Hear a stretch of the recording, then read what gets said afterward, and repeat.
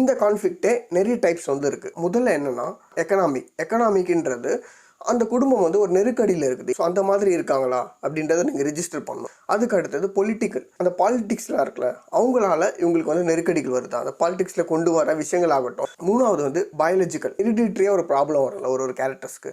அது நீங்கள் வந்து மென்ஷன் பண்ணணும். அது ஸ்டார்டிங்கில் இந்த ஸ்டோரி ஆஃப் கான்ஃப்ளிக்ட் அவங்களுக்கு என்ன ப்ராப்ளம் வருது சொல்லுது. அடுத்தது ஐடியாலஜிக்கல். ஒவ்வொரு பர்சன் வந்து ஒவ்வொரு கோட்பாடில் இருப்பாங்க. இப்போ அன்னியன் படத்தில் பார்த்தீங்கன்னா விக்ரம் வந்து கரெக்டாக ஒரு ரூல்ஸ் ஒரு ரெகுலேஷன்லாம் வச்சிருப்பார். அதனால் அவருக்கு நெருக்கடிகள் வந்து ஏற்படுதில்லை.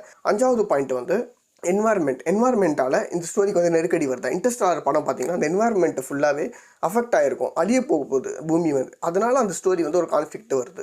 அடுத்தது ஆறாவது பாயிண்ட் வந்து சொசைட்டி. யாராச்சும் ஒரு கொள்ளடிக்கிறாங்க, கற்பழிக்கிறாங்க, பாலியல் தொந்தரவு ஒருத்தவங்க பண்ணுறாங்க. இந்த மாதிரி சொசைட்டி சமூகத்தில் நடக்கிற ஒரு சில விஷயங்களால் உங்கள் கதைக்கு வந்து ஒரு கான்ஃப்ளிக்ட் வருதா அப்படின்னு எழுதிக்கணும். ஏழாவது வந்து சைக்காலஜிக்கல்ன்றது இந்த சொசைட்டியால் உங்களுக்கு பாதிக்கப்பட்டு சைக்காலஜிக்கலாக இந்த கேரக்டர்ஸ் நீங்கள் எழுதிருக்கீங்களா, அந்த கேரக்டர்ஸ்க்கு வந்து கான்ஃப்ளிக்ட் வருதா அப்படின்ற மாதிரி எழுதிக்கணும்.